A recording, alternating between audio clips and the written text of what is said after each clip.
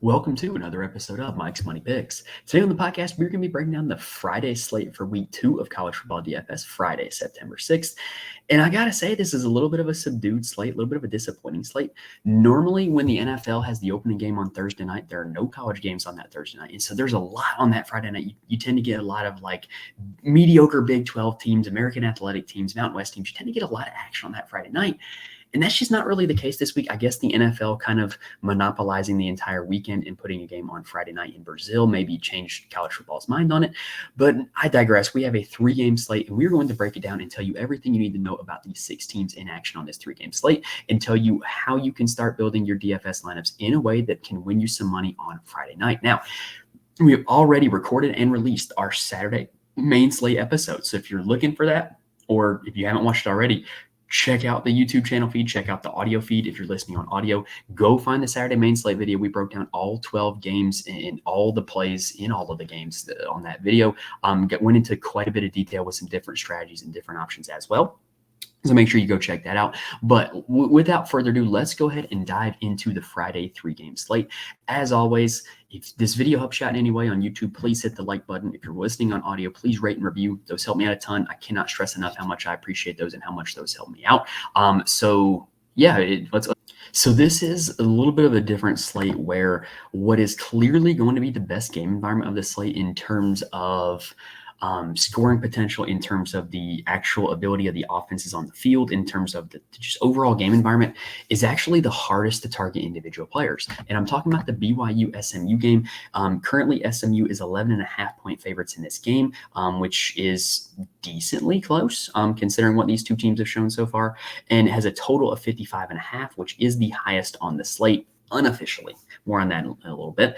So the projected score is about 33-22 in favor of the Mustangs. But look, SMU is just a super frustrating team in DFS. So last year, they were known for, in the American Athletic, they played this wide rotation of skill guys. No receiver had a snap share above 66% last year. They had a big committee at running back. And so the only thing you could really rely on was Preston Stone. If you were playing cash games, he was a great cash game play. If you were playing GPPs, you just had to spin the wheel, play roulette, whatever you want to call it, and try to find the receivers that you happen to hook up with that week. Well, now you can't even depend on Preston Stone. Preston Stone would project as the top quarterback option on this slate, in my opinion, but the problem is that he is sharing snaps with Kevin Jennings. In the game against Nevada, Kevin Jennings came in and played a few series when the game was still close. In the game against Houston Christian, Kevin Jennings came in and played more than a few series. And so really, with the two quarterbacks kind of splitting snaps, with Jennings eating into Stone's workload a little bit, the projected total of 33 kind of makes it more like a projected total of about 25 for Preston Stone. So you would really need him to account for 3, maybe 4 touchdowns, especially considering that he's so expensive. And that's just really tough when you know he's going to be splitting snaps, right?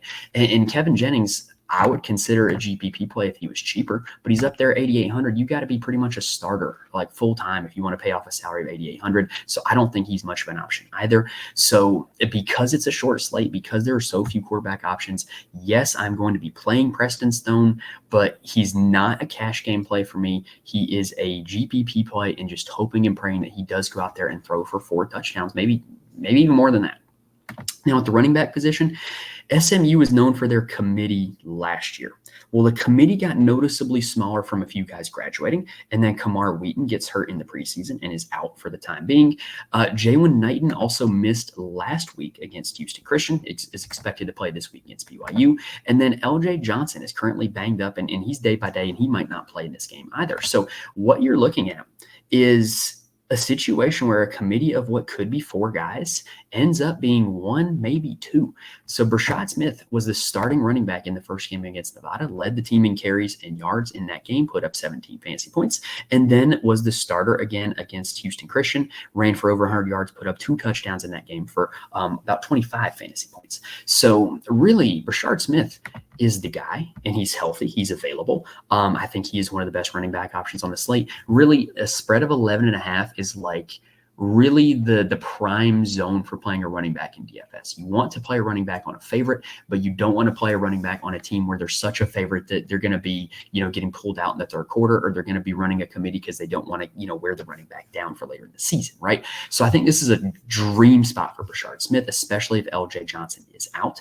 If Jalen Knight is back, he has pretty much served behind Brashard Smith in the first 2 games so far. Well, excuse me, he didn't play against Houston Christian. So in the 1 game that he played, he was behind Brashard Smith. So I would expect that to be the case, even though he was the starter last year. So I think Knighton is worth consideration in GPPs, but I think Smith is by far the best running back in this room and one of the top running back plays on the slate. Now at the wide receiver position, good luck. SMU is still playing a deep rotation of wide receivers. In fact, Derek McFall is listed as a wide receiver on DraftKings, and he actually was the 3rd running back that took snaps in the previous game. So he actually might be worth a consideration if he's going to work in at running back, especially with all those guys they got banged up at $3,000. But if you're looking for, actual wide receiving options, it's kind of the same old situation that we've been used to. They're going to play a huge rotation. So the guys near the bottom, Dixon, Daniels, Smith, Brinson, Moore, they're all going to play snaps. They're all going to be a part of the game plan. But are they going to be out there enough to get sustainable volume? Probably not. Could they go out there and catch a touchdown and instantly pay off their price tag? Yes, that's absolutely a possibility. The 3 main guys, though, are the tight end, RJ Maryland, who led the team in targets in week 1 against Nevada. Week 0 against Nevada, I guess, technically. And he was by far their best player on the field in that game. I think that when push comes to shove, he is their top receiving option, even though he is the tight end. Jake Bailey was great against Houston Baptist, had 6 targets in that game. What was their best wideout in that game? And then Jordan Hudson is still the guy to me that projects the best, like in terms of the profile, in terms of the pedigree, what he does on the field. I think he is the best one, but he still does not play a full snap load. So to me, it's like, I don't know, man. If you're playing Preston Stone, pick one between Hudson, Bailey, and Maryland. If you want to get, more, you can try 2 of them, or you can try, 2 of the random or one of the randoms and just hope that they score. But this is just an ugly situation because of the amount of different receivers play a lot of snaps. So I think this is a situation you can avoid entirely if you want to, especially if you're not playing Preston Stone. And I think that it's common for my lineups that aren't going to have Preston Stone in it to just have Brashard Smith as my only Mustang, or even taking a shot at Derek McFall as my only Mustang. Next up on the slate, we have Western Illinois taking on Indiana. So this game does not currently have a point spread. This is a very mediocre FCS team in Western Illinois taking on Indiana, who is a very mediocre Big Ten team. And there's a pretty big gulf between mediocre FCS teams and mediocre Big Ten teams. For example, just last week, Western Illinois lost to another directional Illinois school, Northern Illinois, 54-15. And last week, Indiana beat FIU, a Conference USA team, 31-7. So I don't think this game's going to be closer than either of those 2 games for sure. And so you figure a 39-point margin of victory for Northern Illinois over Western Illinois. You figure that's going to be a bigger margin here with Indiana, right? Now, here's the problem with Indiana, though. Actually, let's talk about Western Illinois first. So for Western Illinois, we can go through their starting lineup. I don't think they're going to score a lot of points, so this is not a situation you want to be targeting heavily, but they do have some options. Nathan Lamb is their starting quarterback, put up 15 fantasy points against Northern Illinois. He ran the ball 8 times. I've never seen him play. I'm not going to try to lie to y'all and say that I have, but if he ran the ball 8 times for 28 yards, I would assume he's got a little bit of rushing upside. He did throw a touchdown in that game. I don't know, $5,000 for a quarterback's not a bad price tag, but I don't expect them to score multiple touchdowns in this game. So it really brings the question of how much upside does he have if they're only going to score 1 touchdown. At the running back position, Farmer is the guy with the most fantasy points, but believe it or not, the $3,000 player Cameron Smith was their leader in attempts in week 1 against Northern Illinois. I cannot find an honest depth chart on this team that's current, but I would assume that Cameron Smith would be projected as the starter, given that he did have by far the most attempts in week 1. He's only $3,000, but again, this team's probably not going to score more than 1 touchdown, so it does bring into question his overall upside. At the wide receiver position, Tristan Duncan did have the most targets and the most catches in week 1. If you're going to play anybody, maybe Tristan Duncan. We've seen examples of teams that get blown out that have 1 receiver get there just because they end up with all the targets or they end up with a touchdown, right? So Tristan Duncan would probably be the only guy that I would consider in this wide receiver room. And really between Lamb, Smith, and Duncan, you've got 3 options that are going to get some volume. And if they do happen to score a touchdown, they're going to pay off their price tag. And if they get 2, they're going to be one of the best value plays of the night. But again, it's going to be really tough sledding for this team to get more than 1 touchdown, in my opinion. Now, on the Indiana side, Here's the issue. This is a very low volume passing offense. They only threw the ball 24 total times against Florida International. Curtis Rourke was, he's an Ohio transfer. He's not a bad player. Clearly, they didn't trust him to really, rip it and throw the ball downfield. With him being 15 for 24 for 180 yards, that's not a great stat line. And I don't think that this offense is going to have enough passing volume for him to pay through a price tag of $8,700. Like, your hope would be that all of their touchdowns are passing touchdowns. And, like I said, they're going to score a lot of points. We know this, but you're really going to need a lot of passing touchdowns from Rourke. And that's not what he did against Florida International. He only had one. So I don't think this sets up on paper as the best play, but I think this is a guy you can take shots at in GPPs, because with this Indiana offense projected to probably score the most points out of anybody on the night, this would be a guy that, if he does account for the touchdowns, could end up breaking the slate. That's just my opinion on Rourke. But really, with the low passing volume, you're going to be super touchdown dependent. At the running back spot, this is super interesting because you had 3 running backs score an over 9 points in week 1 in Florida Atlantic. It's just a big-time committee. And really, it's just a mess. And the good news is that there's enough rushing volume that 2, maybe even 3 of these guys can hit value, but figuring out which one is going to be the hard part, right? So in week 1, Tyson Lawton and Justice Ellison both played in the first 2 drives. Lawton is the James Madison transfer, ended up with 16 carries on the night. That is the most of anybody on the team. The head coach came over from James Madison as well, a few other guys. So there's definitely familiarity with this scheme and with this offense for Lawton. And he was in there early. The other guy that was in early on the first 2 series was Justice Ellison. He's a Wake Forest transfer. On paper, he's probably the most talented of the bunch. He had 10 carries in that game, also saw action in the first 2 series. That leads me to believe that Lawton and Ellison should be at the top of the pecking order. Now, in Series 3, Kalon Black came in. This is another JMU transfer. He was banged up coming into the game. Came into the 3rd series, got 1 carry, got hurt, never played again. They have no reason to rush him back and play him in this game. I do not expect him to be a factor, but just know that he's currently questionable. He could play, he could not play. He's not a guy that I'm going to be interested in. I would rather play Ellison or Lawton. Or option number 3, Elijah Green did his work later in the game against FIU, ran for 82 yards and a touchdown, put up 14 fantasy points. And while it was only 5 carries, if he's the guy that's going to be in a blowout, this game projects to be a blowout. So I don't think that he's a bad option at 4,900 on this slate.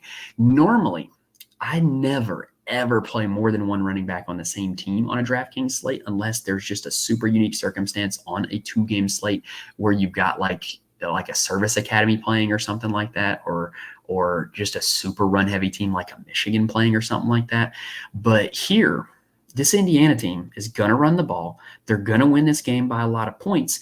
I think you can take a shot at Ellison or Lawton and then play Green as well. I also think that with how this shape slates out in terms of the overall plays on the slate, this could be a 3 running back slate where your flex position is a running back, because there's not a whole lot of inspired wide receiver options. So you could get 2 Indiana running backs and then take your pick among the favorites from the rest of the night. I think that's a strategy that you could do, especially in GPPs.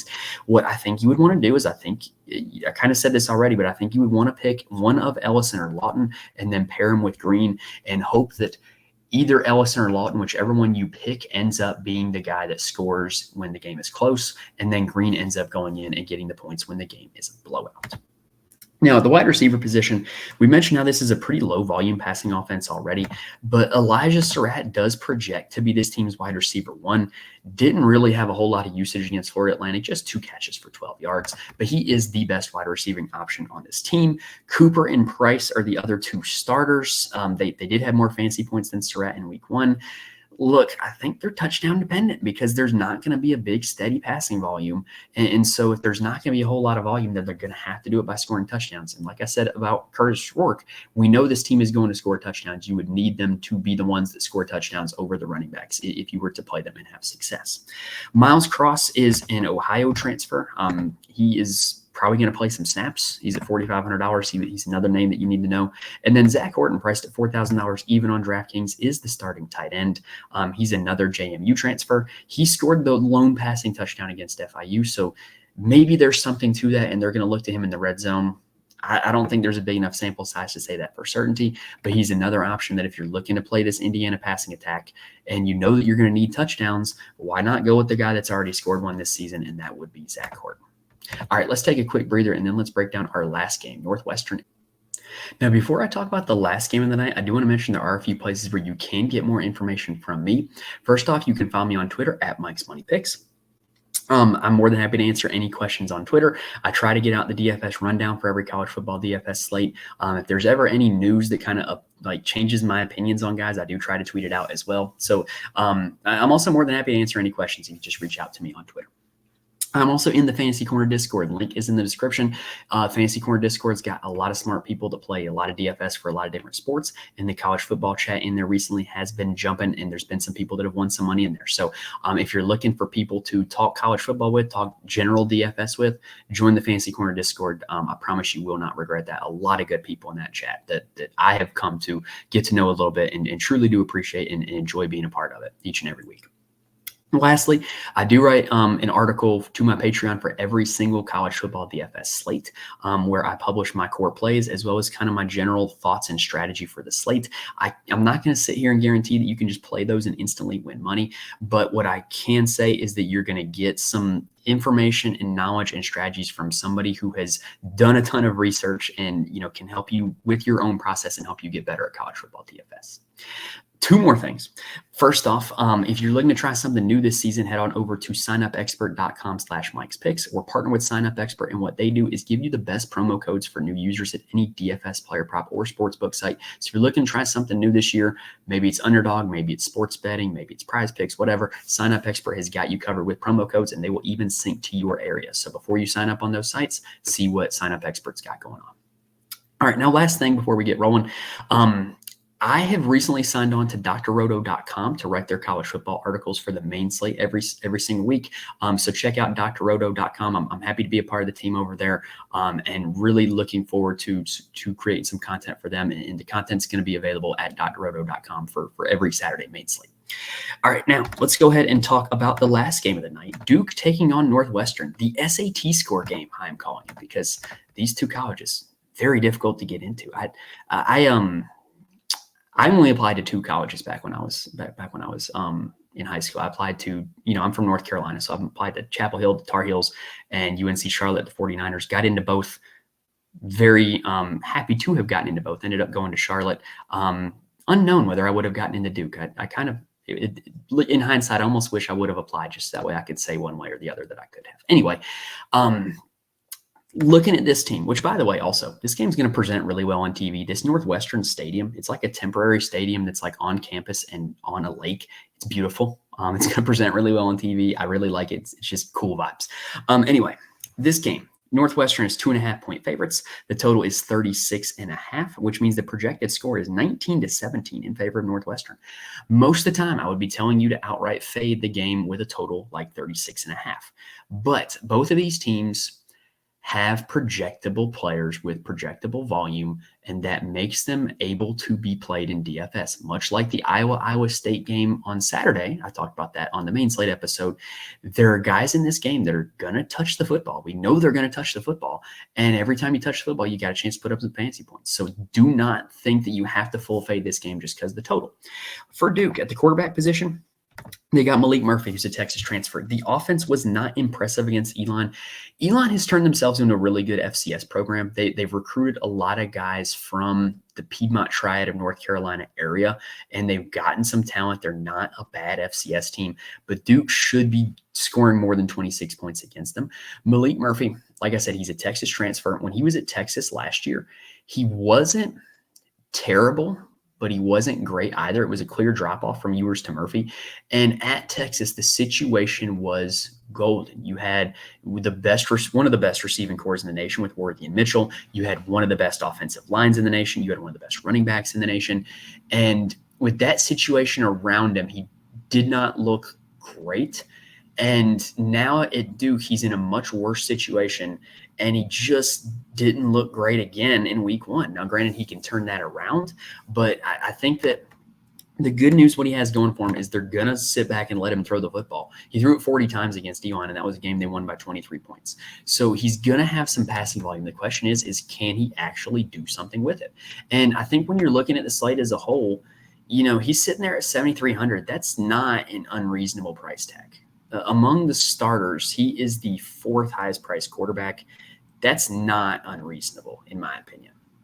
Oh, also, I do realize now we forgot to talk about BYU, so we're going to circle back to BYU after the Duke Northwestern game. Also on Duke, their running back room has been a committee. It's Jacquez Moore and Star Thomas. They were a near 50-50 split in week one. I would expect that to continue. I think Moore is the better player, but it's kind of tough when you know that they're going to be splitting carries to roster either of them with confidence. If I had to play one, it'd be Moore. At the wide receiver position, I would be playing Jordan Moore. So last year, really the last 2 years, Duke has had a few receiving options, including, I believe, Jalen Calhoun was his name. I know his last name was Calhoun. I think his first name was Jalen. And he ate a lot of volume for this Duke passing game. Now he's no longer there. Jordan Moore is the volume guy now. Had 8 targets in the game against Elon, caught 7 of them for 112. He very clearly has a connection with Malik Murphy. The other guy who very clearly has a connection with Malik Murphy is Eli Pankel, who had 7 targets and caught all 7 of them for 81 yards and a touchdown in week one. I think between Moore and Pankel, you have 2 really high volume receivers, and I'm probably not looking outside of those top 2 targets in this Duke passing attack, considering they're only projected to score 17 points. On the Northwestern side, they've got Mike Wright, who is at his 3rd stop, I believe. I know he's a former Vanderbilt quarterback. I think he stopped somewhere else in between. He does have rushing upside. He ran the ball 9 times for 61 yards in their first game against Miami, Ohio. But much like Duke, they were playing a team that they should have scored more points against. They only scored 13 points in that game. There's no reason that they should only score 13 points against Miami, Ohio. So the rushing upside does give me a little bit of hope for Mike Wright, but the game environment, the production they had last week, definitely not giving me positive thoughts. 8,100, he's not an unreasonable price, but you're really going to need him to rush for some yards and score some touchdowns in this one. At the running back position, Northwestern does have a workhorse running back. It's Cam Porter. Ran the ball 13 times in that game against Miami, Ohio. Last year, he did catch the ball out of the backfield as well. He was their workhorse back last year. Very reasonable price tag for a guy that, even though this is not the best offense, this is not the best game environment, you know he's going to be carrying the rock. You know he's going to get targeted in the passing game. Don't mind the play at $5,300 in this situation. And then at the receiver position, much like Duke, they have 2 guys who have very projectable volume. Bryce Kurtz had 10 targets in their win against Miami, Ohio, caught 6 of them for 91 yards. And then A.J. Henning, had 5 receptions, but he was targeted 9 times in that game against Ohio. The downside is it was only 19 yards that those 5 passes went for. But the passing attack is going to go through those 2 guys. I really think that this game, as bad as the game environment is, I would much rather play guys from that game like Moore and like Kurtz and like Pankel. I would much rather play those guys that I know are going to get volume than some of these other guys from these other games that I just don't know if they're going to get the ball thrown their way. Now, I realized I did go out of order because in my notes I had SMU and BYU flipped. So let's talk about BYU real quick. They've got Jake Retzlaff as their starting quarterback. He's only $6,000. He is the cheapest of the FBS starters on this slate. The only starting quarterback who's cheaper is Western Illinois starter. It's a very reasonable price tag. Do not expect 30 fantasy points out of him in this game, but he's a guy that he's going to have a chance to put up some fancy points at a reasonable salary. If this game ends up being a bit of a shootout, which it is the best game environment on the slate, would not mind playing Jake Retzlaff here on this slate. He definitely allows you to do a lot with the rest of your lineup because he's only $6,000. At the running back spot, so Hinckley Ropati got the first crack at it in week one, carried the ball 13 times for 57 yards and a touchdown. It's not bad. LJ Martin is the guy that we all thought was going to be the starter. From spring ball to training camp, he had this weird injury situation where he was like in a boot, and then he was supposed to miss 4 weeks, and then all of a sudden he's back practicing. We don't really know what went on there, but maybe that had something to do with him being the second running back that played in week one. However, he also carried the ball for 13 times, 67 yards, and a touchdown. On the depth chart this week, it's listed as Martin or Ropati.